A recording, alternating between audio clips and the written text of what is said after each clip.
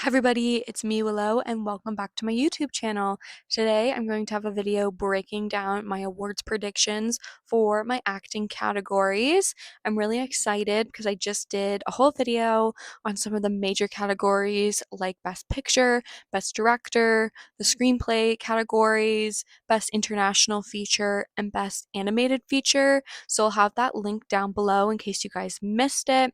But I do suggest you guys hit that subscribe button and notification button because as the 2025-2026 award season starts to really get in gear now that we are in October, I will be posting way more frequently on my account here on YouTube. Hit the subscribe button so you don't miss out on all of my content. I'm so excited for this awards season to really start getting into the swing now that the fall festival season is starting to wrap up with the New York Film Festival coming to a close. So all of these awards have been updated as of October 8th. So let's dive into my predictions. All right, so we'll start with Best Leading Actress. Here they are. They have changed a little bit, just a little bit, since September. I'm going to compare them.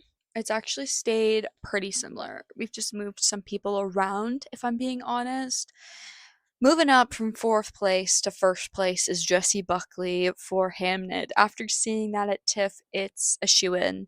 I really do think she has the strongest possibility of getting that Oscar out of all these ladies. And after you see the film, I think you guys will understand it.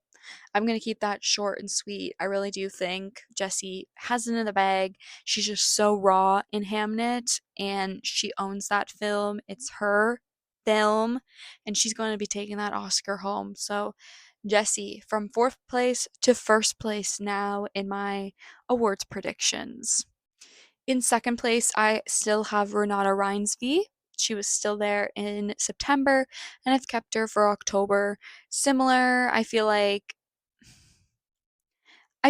with Sentimental Value, it's starting to lose momentum, but I definitely think the acting performances are what is so strong about that film.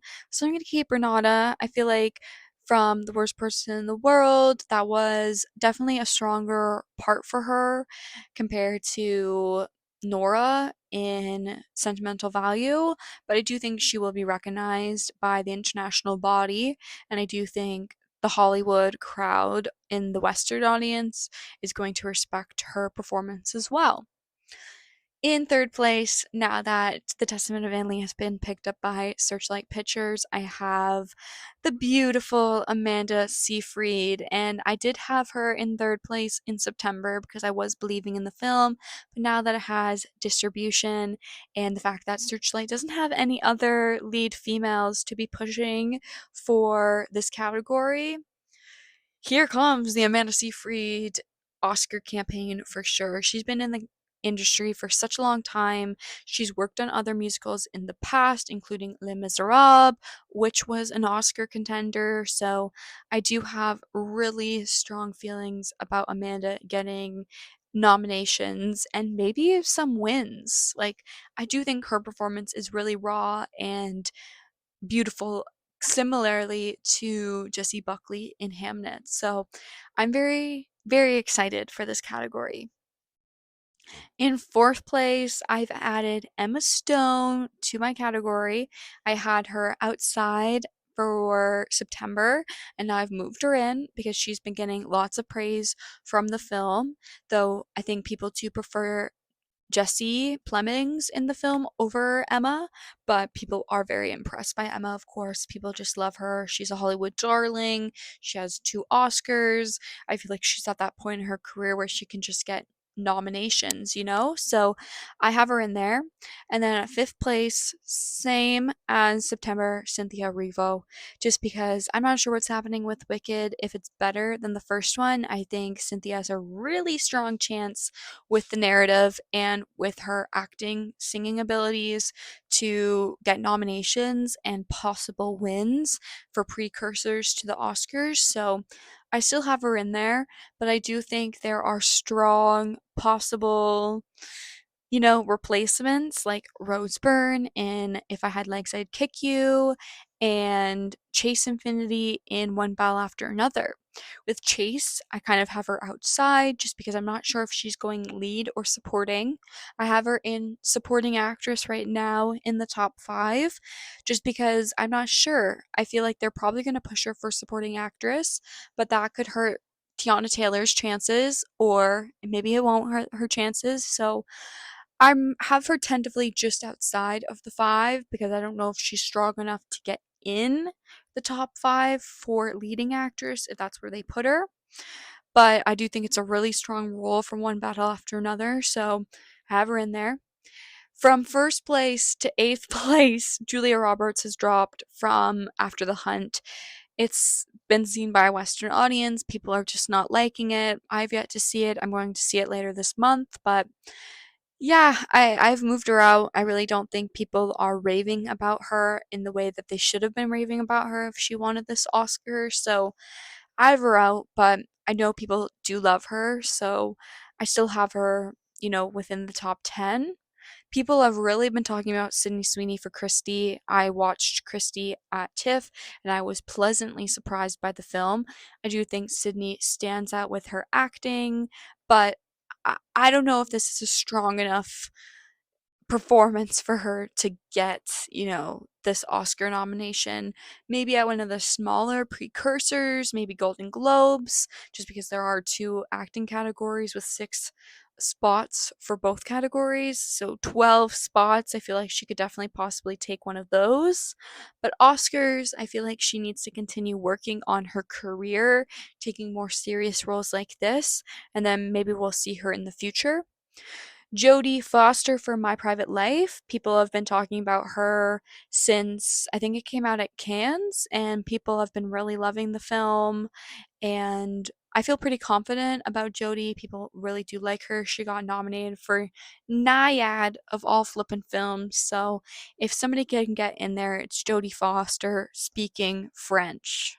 And then the rest of my nominations, I have like Laura Dern, Rebecca Ferguson, Kate Hudson, Jennifer Lawrence, Jessica Lange, Tessa Thompson, June Squibb, Ava Victor, Anne Hathaway, and then Margot Robbie. It starts to make less sense as we go down in the path, but I feel like these ladies down below the top 10 don't have much of a chance, unfortunately, this year. Best Supporting Actress has been shaked up just a little bit, but it's still a very similar structure to what it looked like in September. Ariana Grande is still holding strong at number 1 in Best Supporting Actress. I really do think she has the win if she has. I know she has some really good moments in part 2 of the film, so I just have to see them, make sure that she's still a standout. So I'm hotly anticipating this film for November. Tickets went on sale today. So I think the campaign is about to begin, and I know Ariana really does want this Oscar. She really does want to be recognized, and she does have immense talent. I just think she's still kind of fresh face to the Academy. She hasn't done too many like films, so I'll be intrigued to see, what the trajectory for her is this year. I still have Elle Fanning here in my second spot. I think just as she's the Hollywood actress, she's very notable. She has 2 to 3 really strong scenes and sentimental value, so definitely think she's going to be recognized. I have moved Inga down to number 4. I do think she's still very strong. She was my favorite performance besides Stellan Skarsgård in the film. So if she doesn't get nominated, I'll be very upset because I do think she's the heart of the film. She does bring a lot of levity and emotional maturity to the film when it's desperately needed. So I'm interested to see what happens, and I hope she gets recognized. But you can see I have double nominations for two films here in this category. So double nominations for Sentimental Value at number 2 and number 4, and then double nominations for One Bell After Number at 3 and 5. Chase Infinity at number 3 and Tiana Taylor at number 5. So like I mentioned, I'm not sure where they're putting Chase just yet, either in lead or supporting, but I think if she's in supporting, she has a really, really strong chance of getting nominated. And I feel like honestly, even a win, like people are referring to her as like Haley Steinfeld in True Grit and how she got nominated for that. And I do see the comparison. I think she's very strong in the film. Along with Leo, it's basically her film. She's on screen the most, I would say, in the second half of the film. Had some really great, intense scenes, and I'd be so happy to see her nominated. But again, this is her first film. She hasn't done too much in Hollywood. She's a very fresh face, similar to Ariana. So I'll be interested to see, if she gets in there. Similar to Tiana Taylor, unless you've seen 1001, not many people recognize her in filmography.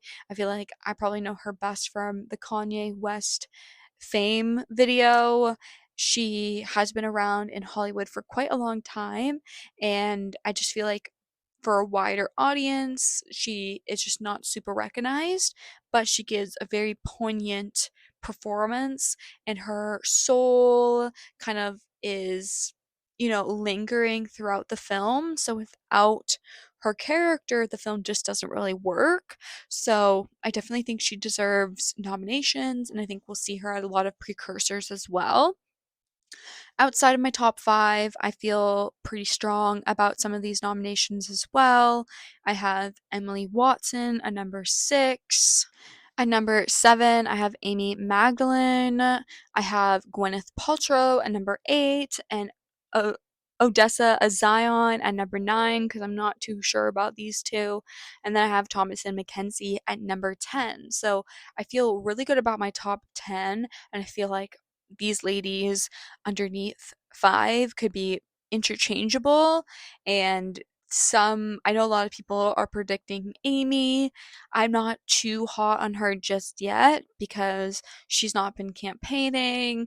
I do think she has a good narrative, and after the heat of The Substance last year, I think another like horror film nomination would be spectacular. People are kind of comparing this to Rosemary's Baby. So I'd be I'd be interested to see if she gets some precursors, and if she gets those precursors, then maybe we can push her up. But right now, I'm keeping her outside. I'm trying to be safe with my double nominations for two different films. But with that, I'm not sure if they would want to do that, but they have done it in the past. So we will see what happens with Best Supporting Actress. Right now, I'm feeling very confident with my top 3. And then I'm not sure about what's gonna happen with Inga and Tiana. I feel like they could be in there, but maybe they'll be moved around. Alrighty, for Best Actor in a Leading Performance, I have Mr. Timothy Chalamet in first place. He has jumped up one spot, and George Clooney has been kicked out of the top 5. He's number 10 now. Oof. Imagine being number 1 in September and then you've been dropped down to number 10 in just 1 month. But Jake Kelly has just not been received well. People are really mixed on George's performance, so unfortunately, he's not in my top 5 anymore. But Timothy Chalamet is going strong. Great reviews out of New York Film Festival's secret screening. Timothy's already starting to market and campaign the film on his Instagram with a very interesting Instagram live promotion. So I'm very in for this campaign. I loved what he did with the Complete Unknown campaign last year, so I think he's going in a similar trajectory with that. And with this whole thing basically being based off of Dream Big, similar to his SAG speech, I think he has a really fantastic narrative of getting that Oscar finally this year. So I have Timothy at number 1. I've moved Leo up quite a bit. He was number 10 last month, and now he's number 2 after One Battle After Another. People are just really loving his performance, me included. It's just a nice, refreshing role from him, like comedic and genuine. So I really do think he is a good possibility of winning. And maybe some precursors, who know? We'll see. Nomination for sure. Now I have Michael B. Jordan from Sinners still in third place, holding strong despite a lot of people taking him out of their predictions.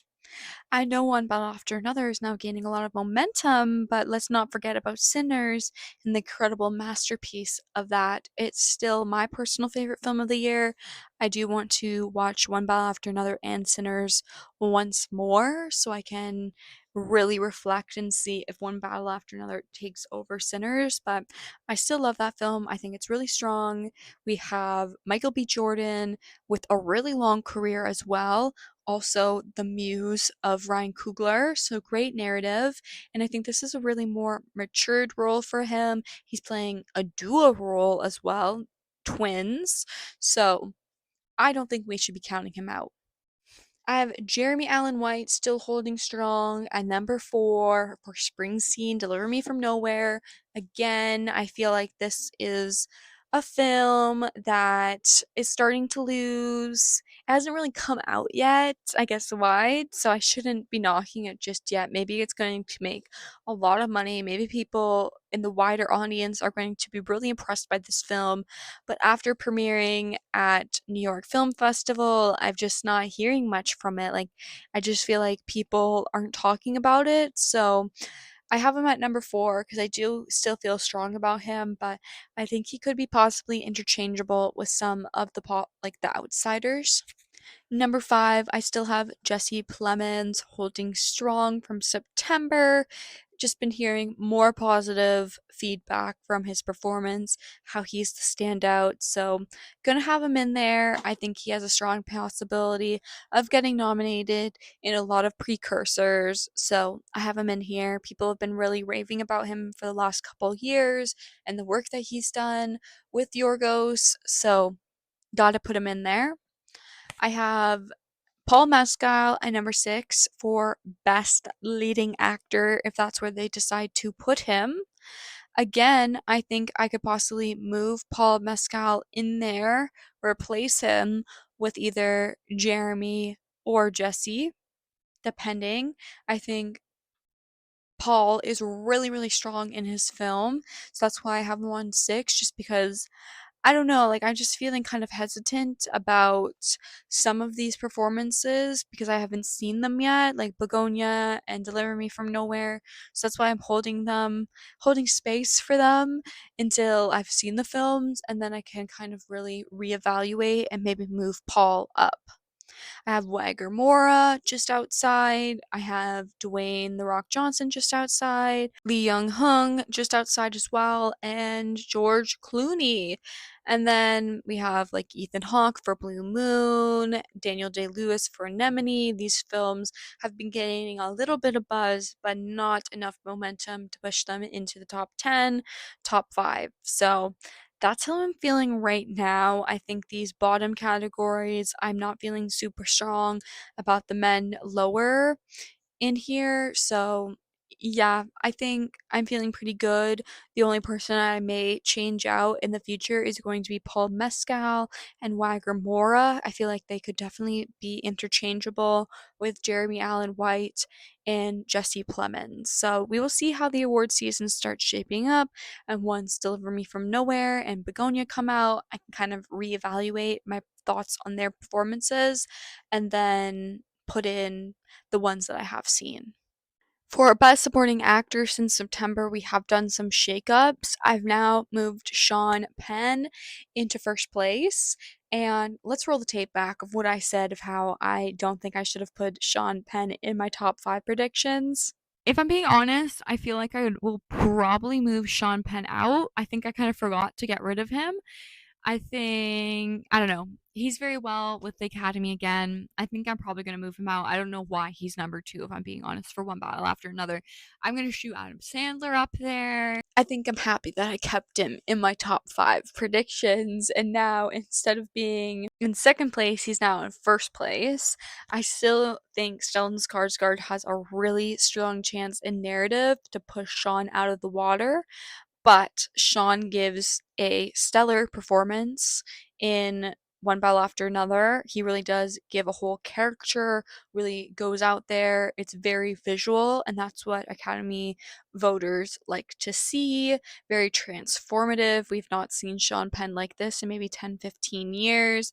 He does have 2 Oscars, but he got those quite a while ago, and we can see with Adrian Brody, they're not against giving Oscars to people who've already had their Oscars. Same with Emma Stone. They're giving it out to people, Frances McDormand, like if they see another performance that they want to acknowledge you for, they're going to acknowledge you for it. So I have Sean Penn at number 1, Stellan Skarsgård at number 2. I've swapped them. I still think Stellan has a tremendous performance, so emotional, so meditative, very different performances between Stellan and Sean. So I guess it depends on what year we're going into and what the Academy likes to see. Do we want a more boisterous visual performance, or do we want a more subdued, like quiet, meditative performance? Because they're very different, but so well done, both of them. I have Paul Mescal, number 3, for supporting actor. So again, I think lead actor is a little too competitive, so that's why he's just outside the category. But for supporting actor, I definitely think he's a shoo-in if he is thrown in there, and I feel like it'd be a better idea to put him in there just because there's more space. However, he's not going to win because he has Sean Penn, and we also have Stellan Skarsgård, so he's not going to win. So if they put him in lead actor, could he win over Timothy Chalamet? There's a possibility. I think his soliloquies are beautiful and magnetic, but he also is not in the entirety of the film, so that also hurts him. So have him at 3 right now. We'll see what happens. He did move up. He was outside at number 7, and now he's at number 3. So that's pretty good, moving up. Now I have Benicio del Toro, One Battle After Another, in 4th place because I loved him. I didn't even have him in my odds last month, but people have really been celebrating his performance. I do think he's one of the standouts as well, kind of holds this more peaceful, positive energy that is needed in the film, against Leo DiCaprio's like exuberant and anxiety filled energy. So I think Benicio del Toro, again, has been working in the industry for a really, really long time, and I think he deserves to be recognized. So have him in 4th place. In 5th place, I have put Adam Sandler. I've moved him down a couple knots just because I don't have Jay Kelly nominated anywhere else. I've taken Jay Kelly out of Best Picture. I don't have it in Director. I don't have it in Original Screenplay. I don't have it in Best Leading Actor. So yeah, we're going to put Adam Sandler at number 5 just because I'm not too hot about the other actors in the top 10. I feel like he definitely has a narrative with like Uncut Gems, another serious film in the past that he didn't that he got snubbed for, a lot of people believe, and I think it's a little bit more of a neutral role. He's kind of the heart of the film from what I've heard. So I'll be intrigued to see if he starts ramping up a campaign and if he becomes like the sole nomination from Jay Kelly. If not, I think Jeremy Strong from Deliver Me from Nowhere or Jonathan Bailey from Wicked could push in there. Maybe even Jacob Elordi for Frankenstein. I feel like some of these supporting actor nominations I've yet to see with like Andrew Garfield and Sean Bean. I haven't seen them. So again, kind of tentatively on the outside just because I'm not too sure. I do think my top three in this category, if Paula Mescal goes supporting, is locked for sure. But then my 4 and 5, I feel like this is what I'm saying with most of the categories.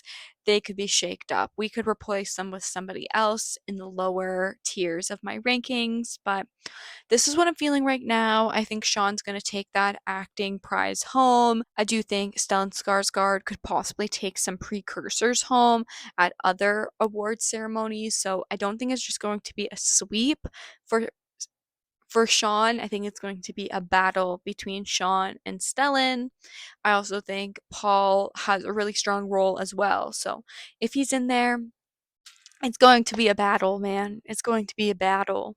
All right, that is my acting category predictions as of October, at the end of the fall festival season, as it's all wrapping up. These are my current predictions as of October 8th. I'm so excited for the 2025-2026 seasons to really start ramping up. It's starting to, we're hearing a lot of positive and negative feedback from the critics, and I'm just juicing for more. I have the Forest City Film Festival coming up at the end of October. I'm planning on attending a couple screenings there, and they have like no other choice playing, so I'm hoping to see that and see Lee's performance, and maybe I'll push him into leading performance for a male actor because he's been getting a lot of positive feedback from critics and other people that got to see it at like TIFF. So I'm very interested to see Lee's performance and whether I end up pushing him into that category.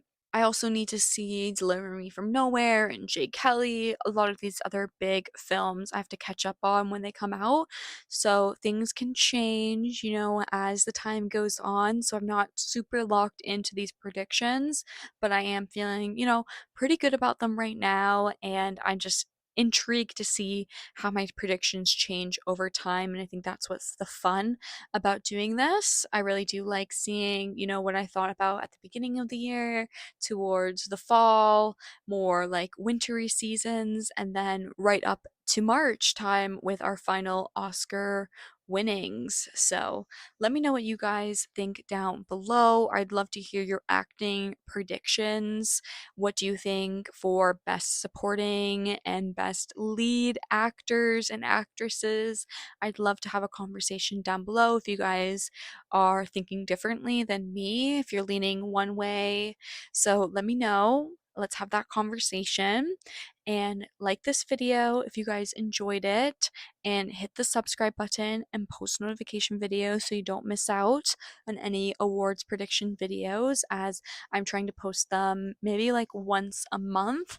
And as we, get more into the winter seasons, I'll probably be ramping up the postings of predictions. But I also post all these film reviews, and like I said, I'm going to the Forest City Film Festival, so I'll be posting reviews for those films that I get to see.